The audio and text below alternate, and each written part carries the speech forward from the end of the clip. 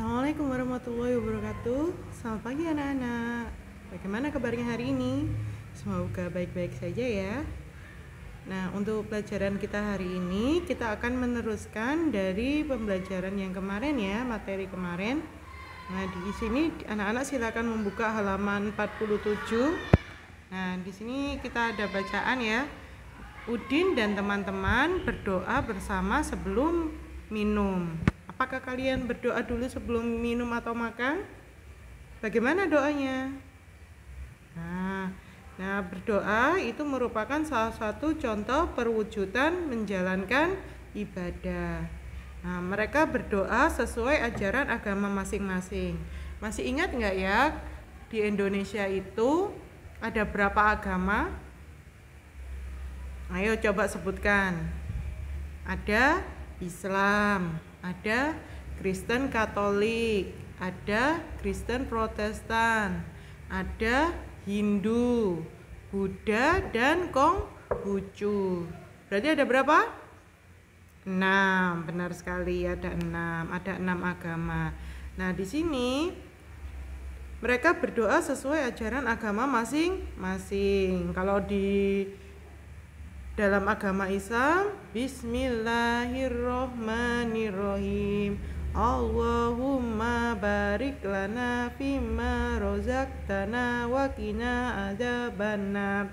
Seperti itu ya berdoanya ya, sebelum makan atau sebelum minum. Nah, kalau untuk teman-teman kalian yang beragama berbeda dengan kalian, itu ada Katolik, ada Protestan, Hindu, Buddha, terus Konghucu. Nah, itu mereka mempunyai cara berdoa sendiri-sendiri. Jadi sesuai dengan ajaran agama masing-masing. Jadi mereka tidak saling memaksakan kehendak. Nah, jadi tidak memaksakan kehendak itu seperti ini. Jadi kalau misalnya ada teman berbeda agama, misalnya ada Islam dan ada Katolik, tidak boleh memaksakan, ayo kamu harus berdoanya seperti ini. Tidak boleh. Jadi harus disesuaikan dengan ajaran agama masing-masing ya. Oke, terus Udin dan teman-teman menunjukkan sikap hidup rukun. Sikap hidup rukun merupakan wujud persatuan dalam keragaman. Tahukah kamu contoh kegiatan lain yang menunjukkan persatuan dalam menjalankan ibadah? Nah, coba di sini halaman 48.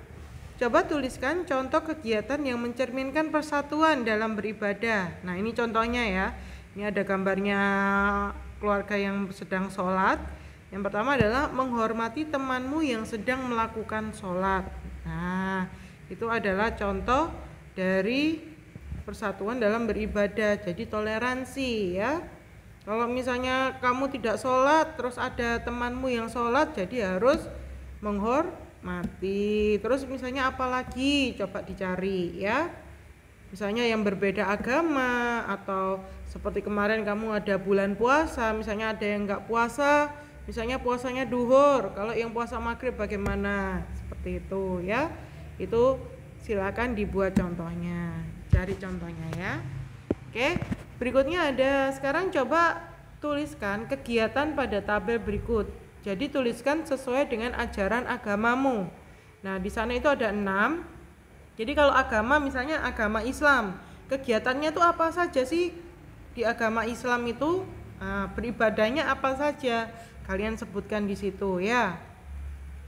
Misalnya ada yang agama Kristen. Nah, misalnya tulisannya di kolom agama ditulis Kristen. Kegiatannya apa saja?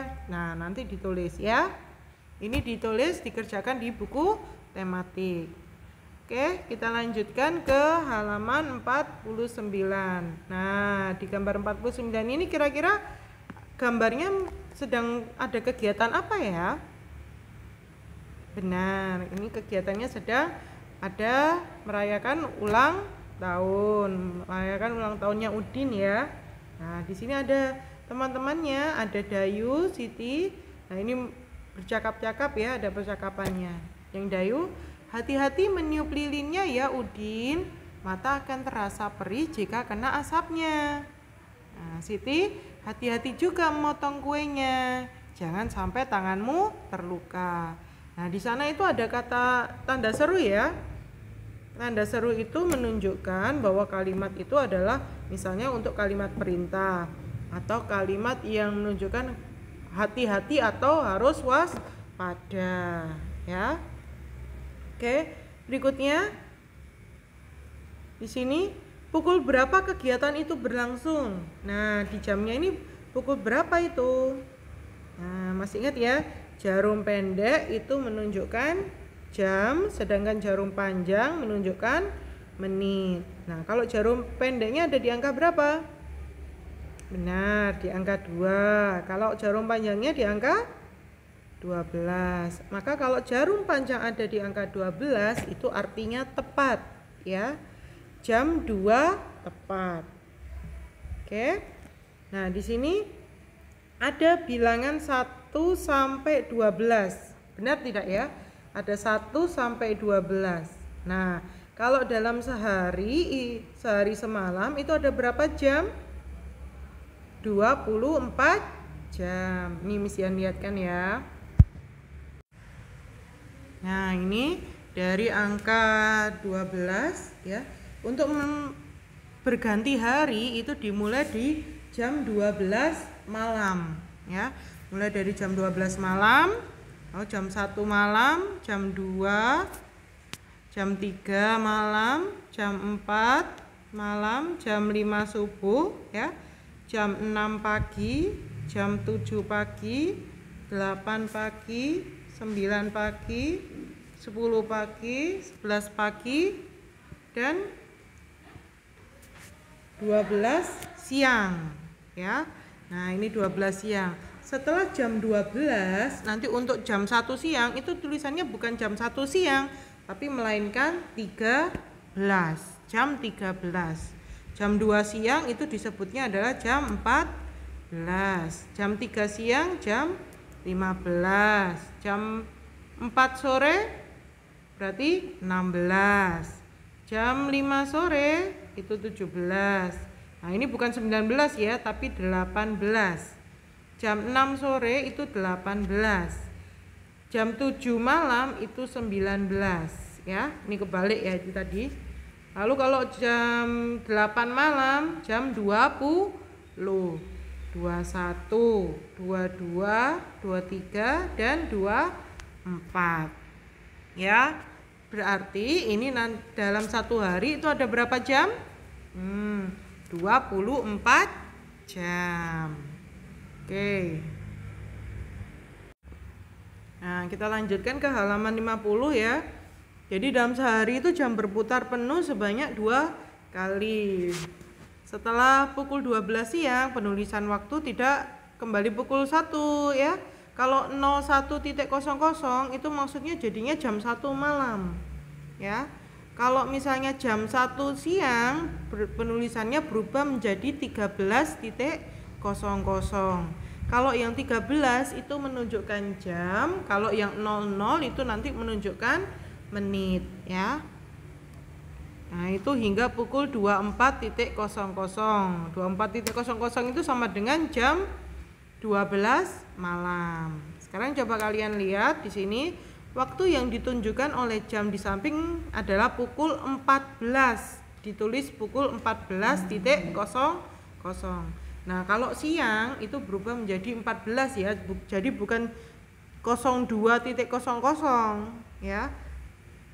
Mentang-mentang itu tulisannya jarum pendeknya di 2. Nah, kalau untuk siang itu sebutannya adalah 14.00. Sedangkan kalau misalnya kamu nulisnya 02.00 itu menunjukkan jam 2 malam jadinya ya. Oke, berikutnya ada ini jam 5 sore ya. Nah, kalau jam 5 sore itu ditunjukkan pukul 17 ya. 17 ditulisnya 17.00.